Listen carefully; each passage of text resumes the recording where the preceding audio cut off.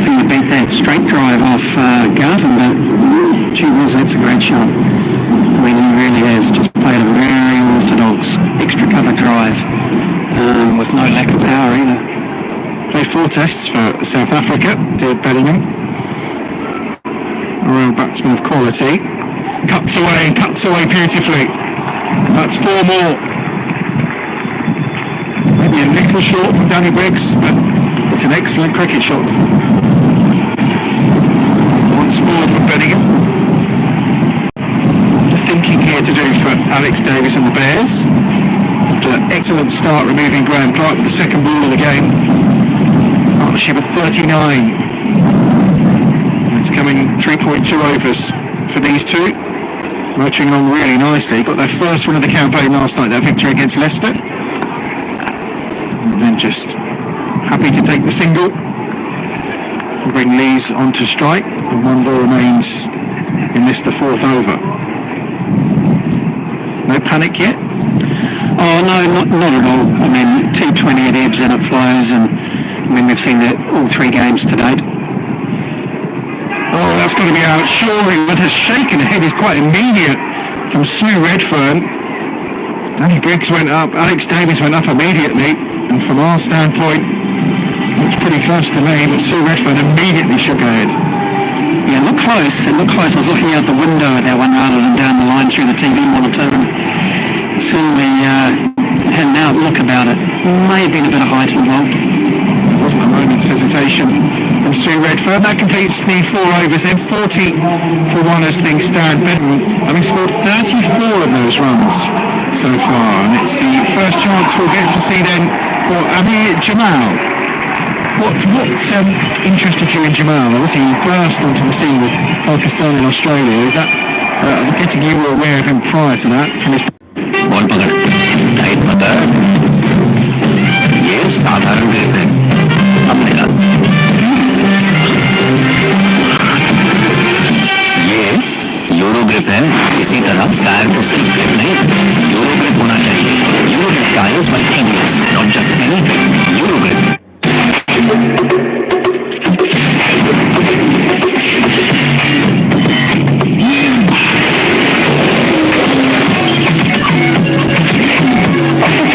ये ओवर खत्म होता है तो सबसे पहले अगर किसी ने अभी तक हमारे चैनल को सब्सक्राइब नहीं किया है तो फटाफट से सब्सक्राइब कर लीजिए, क्योंकि जो लाइव चल रहा है एक कभी भी प्राइवेट हो सकता है, उसके बाद आप कभी देख नहीं पाएंगे और चैनल का लिंक भी मिलना मुश्किल हो जाएगा। और दूसरी बात, हमारा टेलीग्राम चैनल भी है जिसका लिंक वीडियो के डिस्क्रिप्शन बॉक्स में कमेंट में भी पिन है। अगर आपको कोई भी फ्री अपडेट चाहिए, प्रेडिक्शन चाहिए, सेशन एंड एवरीथिंग, वहाँ पर बॉल बाय बॉल वहाँ पर अपडेट्स आती है तो आप ज्वाइन कर लीजिए। Show me 46 for 1. Again, huge space when you've got only 2 fielders out, and he's just exploiting it well. And a no ball as well. Oh dear, and a free hit. We don't need that, do we? No, well we saw that last night from Haas, didn't we? First delivery. Here he comes again. Oh, and it's a free hit, of course, they'll get the single. Wasn't far off the stumps, but wouldn't have counted anyway. I'm so used to nowadays with international cricket hearing that siren go off. I'm not looking at the umpire anymore. It's usually you're waiting for the alarm to start to show. 47 for 1 then. 4 balls remaining in this 5th over of the innings. Amir Jamal with the 65 on his back from this pavilion end. Pulled away, and well, again, because it's a short boundary, just for a moment the heart would have been in mouth that was actually going to reach the fielder on the square leg boundary, but it's 1 bounce and just a single. 48 for 1. And another no ball. Another one. Yeah, as well. Yeah, dear. Yeah. It must be quite nerve-wracking. I mean, I know he's made his debut in the county championship for you, but to suddenly come into this environment again with new teammates, and it is a breezy day which can obviously play a little bit of havoc with run-ups. Just needs to settle. 2 no balls then so far. How will this be punished? Well, he struck it well again. It's going to go all the way for 4. Bedingham moves on to 43, 54 on the board now for Durham, who after that loss of that early wicket have really started to motor. Yeah, they have. It's a nervy start, isn't it, from Jamal. He had a run for about seconds, I think back on Wednesday, and bowled nicely. You know, bowled 3 good overs and executed exceptionally well, and his pace was up, and I don't believe there were any no balls either. So, I mean, what do you put that down to? It's nervy. It's, you know, yeah, I think so. A bit of adrenaline. I know, sort of knocking into him in the changing room. You know, just before warm-ups, he had that look in his eye. He was pumped. So yeah, just running just a little bit quicker over stretch. He's just remarked his run. Let's see if that makes a difference. And he's driven through the covers for 4. No ball. But comfortably done by Bedingham, who's absolutely taking advantage of that short boundary on the offside. A really nice shot again. Warrington looks in very good nick, doesn't he? He's a fine player.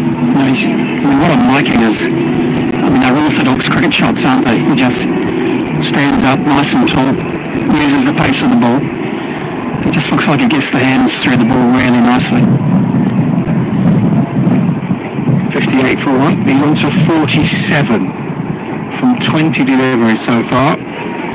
Bedingham closing in on another half century of what's been a prolific season so far. And he's pulled that one away, and he's hit it absolutely miles. And that's almost into the sound tent next to the Hollies. That's 6 runs, and it brings up the 50 for Bedingham of 21 deliveries.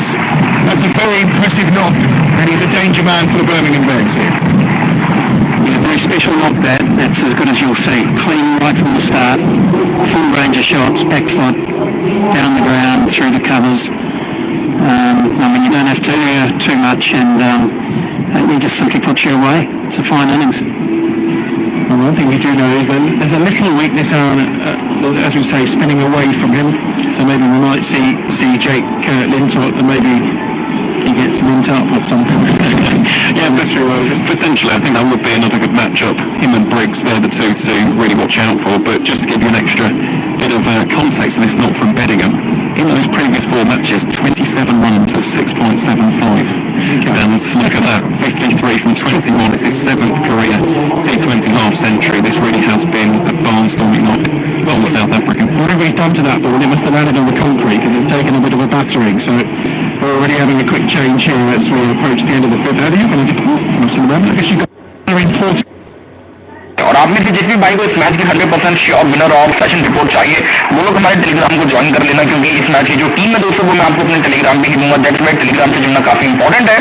एकदम free में दोस्तों हम report provide करते हैं, एकदम genuine report होता है, तो यही सही मौका है हमारे टेलीग्राम से जुड़ने का। तो अभी जाइए और हमारे टेलीग्राम को फटाफट से जो है दोस्तों आप लोग ज्वाइन कर लीजिए। तो अभी के भी चाहिए और हमारे टेलीग्राम को जो है दोस्तों आप ज्वाइन कर लीजिए। लिंक जो है आप लोगों को वीडियो को डिस्क्रिप्शन और साथ ही दोस्तों चैट बॉक्स में मिल जाएगा।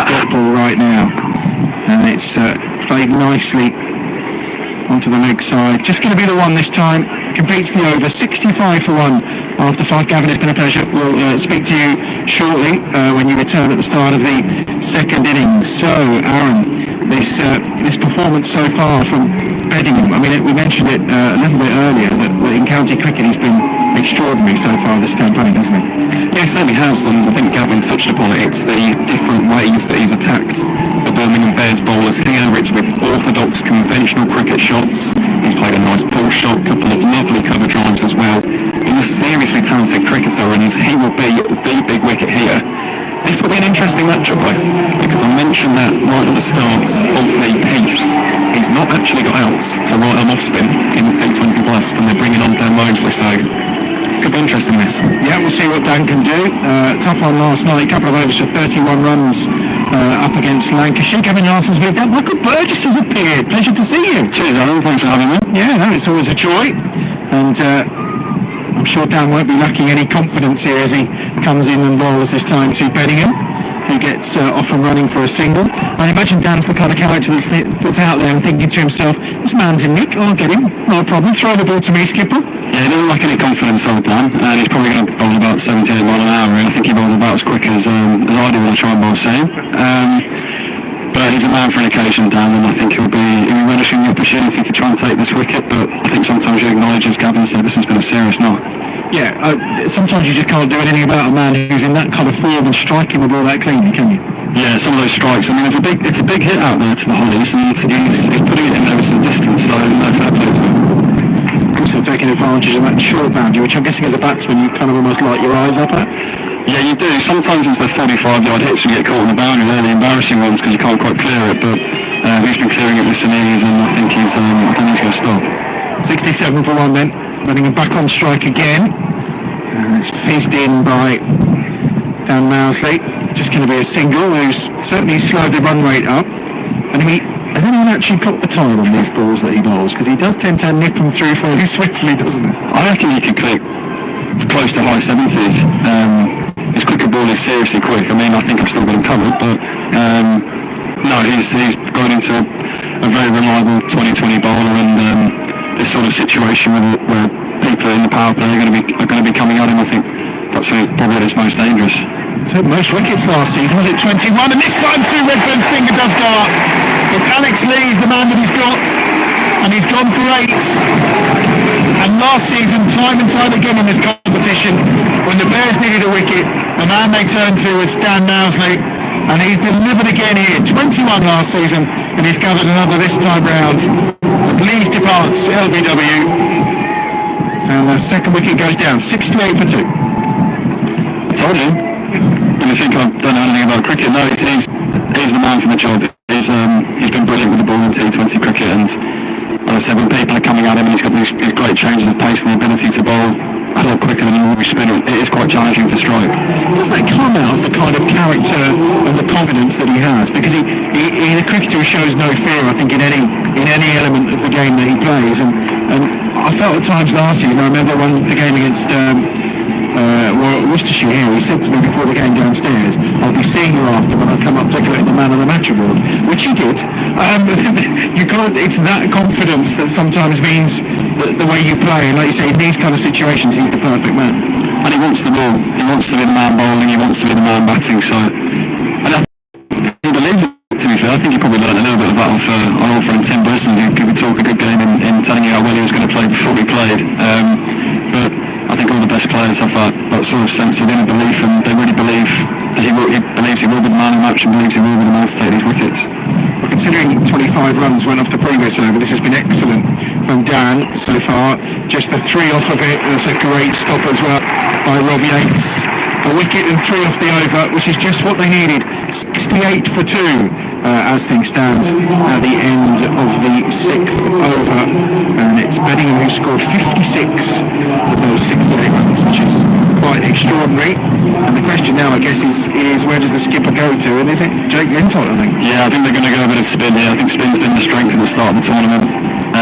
Jake's been brilliant at the start, and anytime you face a left arm leg spinner, it's just different, isn't it? So I think to slow the run rate down and create some pressure and take wickets that way, Jake's probably the man to go with Dan and try and have a bit of a squeeze here and see if they can nip 1 or 2 out in the next 4 or 5 overs.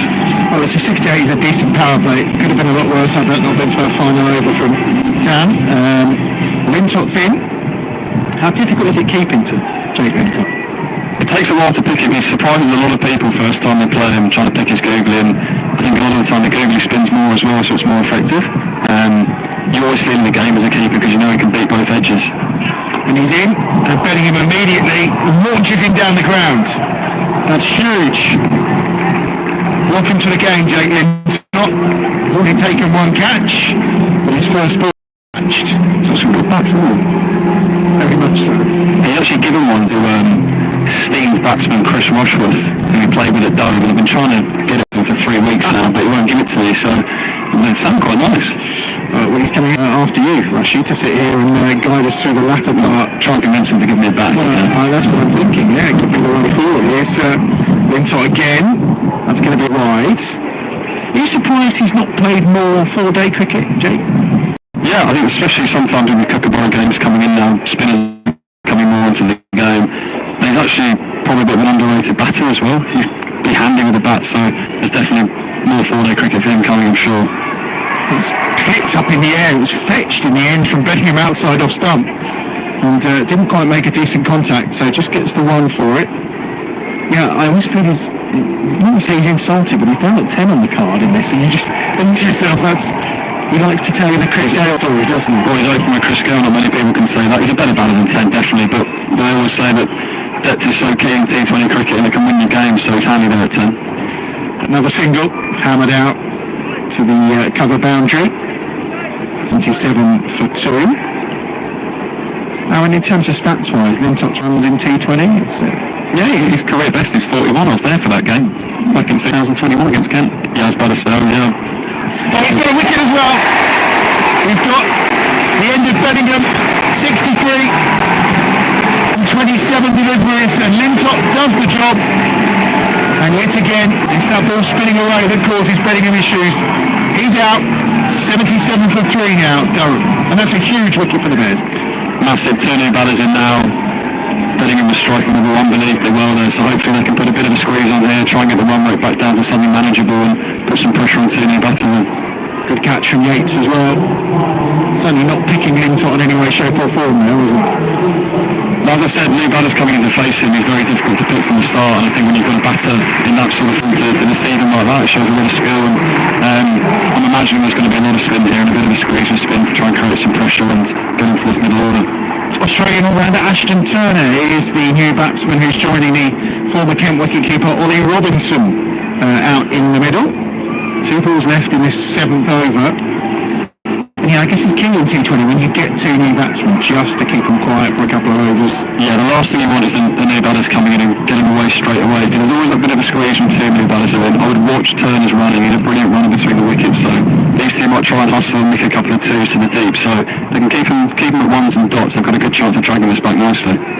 Bit of a gun T20 player, of course, for the Perth Scorchers in the past, Rajasthan Royals as well. He's got some pedigree at T20 cricket out. He certainly has, yeah, he's a fine T20 cricketer. Also got a fine record against the Bears, 59 runs of 59 in 2 matches, and the strike rate 140.48. So, as Bergie said, one of his real key abilities is rotating strike. Also boundary hitting, watch out for big 4s and 6s from Turner today. That's just played down by Robinson. End of the over, 7 overs gone. Score moves on to 78 for 3.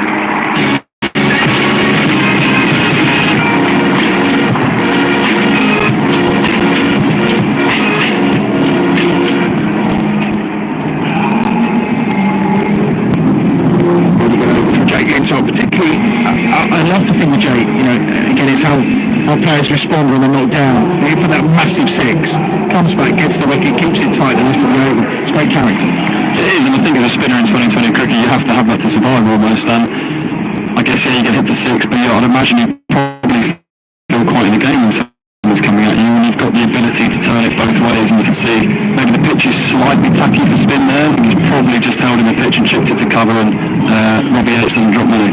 78 for 3. Briggs is back in. Went for 11 from his first over from the Birmingham ends. And again, that's a little bit of bounce there. Certainly what we saw earlier on when the Sparks were playing is that there were a few that were cropping. Yeah, they still extract it if they can. Danny Briggs is, I think, one of the most underrated cricketers on the circuit. He's brilliant. I know he's got the most T20. Oh, what a goal! And he's put it down. He's put it down. I just thought for a moment, right, how did he got that? Yates again, throwing himself down to his right-hand side. I think Arthur Kramer up there as well, to be fair. Briggs in again. Just turn around the corner. Half-hearted appeal from Danny Briggs. Not really going to be of interest to Sue Redfern that time. 79 for 3. Another wicket now would really put the squeeze on this Durham side, and lost their first 2 games in this season's competition. Only finished 7th in the North Group last time round. They have reached finals day a couple of times, but again, 2016 the last of those without ever winning the competition. I think this is a big partnership here, these 2. If they can break this, they've got a really good chance of trying to restrict into something below par. Briggs again. Would by Yates. There's no run. Just the 1 off the over so far from Danny Briggs, and just 1 ball to come. So in terms, it's a leg by as well, so 2 in total. And it's got the outside half of Turner's back, who's doing something a little different there. You feel that it's a really good over from Danny Briggs. 2 from it. Just 12 off of his first 2 overs so far. 80 for 3 then. And again, you can just see how these two are planning to turn the screw now. Lintop's going to come back at this pavilion end, and this will be key. And it's a downside in, you look down the lineup and you see the talented cricketers, but you wonder why they perhaps struggled so much in T20 cricket in the last few years. I think a lot of it's confidence, as you said. If they finished 7th for last year, and you get a bit of momentum and you get used to winning, and they always say winning's a habit, so it's obviously maybe a game plan thing, but they've obviously got an extremely talented team. That's an excellent shot from Ollie Robinson for 4. Beautifully turned into the leg side. Probably not the best lengthwise from Jake Lintop, but he's been punished by Robinson. Scored 380 runs in this competition last year. Durham, very impressive following his move from Kent. I think maybe a little frustrated at playing second fiddle to Sam Billings down there, who scored that terrific 100 last night.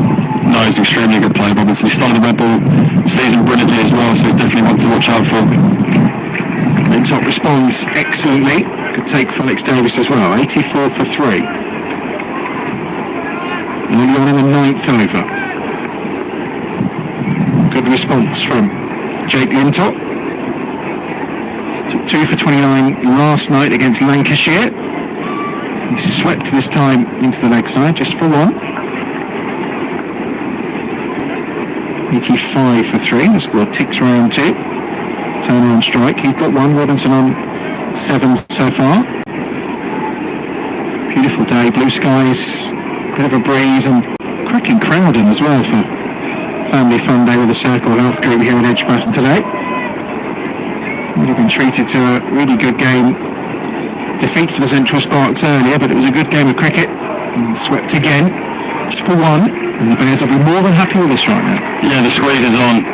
I think they've probably got 2 or 3 more overs to try and squeeze out this sort of partnership until I'd imagine they'll start taking some risks. If they can keep this at 5, 6 and over these two, they'll be extremely happy.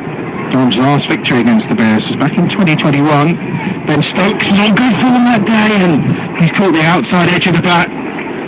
Obviously no slipping, and not one that Alex Davis could get to. Jake Lintop frustrated as he wanders back, because that was a really good ball. Great ball, but from a keeper's perspective, I think that's a massive edge. I'm not sure that's gone anywhere near the middle of the glove, so I'm pretty sure one that you class as a drop but isn't really, is they're too difficult to catch those ones. In again, swept, just for 1. Another over ticks by, another really good over. Just 8 from it, which at this point, with a score 88 for 3, you would more than take. 9 overs, so almost at the halfway stage here on Bears Den TV. 88 for 3 as things stand, Durham. And I guess you're getting into the questions now, does Briggsy bowl the 3rd, or no, we're going to see Jacob Bethel at the far end. Yeah, a man with a different haircut every month.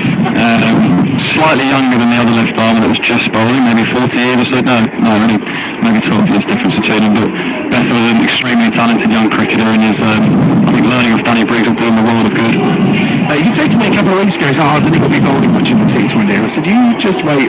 This came off the back of how he performed in the 4-day games. So I'm not too surprised. And in the first one, he's beating the outside edge. It's definitely gripping, isn't it? Yeah, very much so. Off Ashton Turner's bat for Jacob Bethel.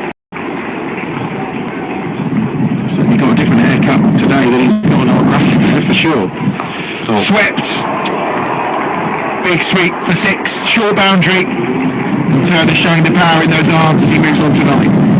Yeah, he's got long levers, hasn't he? That's a great shot. That's actually not a half volley or a full length ball. He's reached out a long way for that, and he's made great contact. And I think he sees this potential as an opportunity with a younger spinner coming into the attack to try and put some pressure back on the Birmingham Bears. And what are Jacob's numbers like? Well, funnily enough, against Durham, not too good actually. 0 wickets, 9.5 economy rate, but fingers crossed that'll change with his delivery. Not quite. Not the best of balls, but was clocked into the ground by Turner just for a single.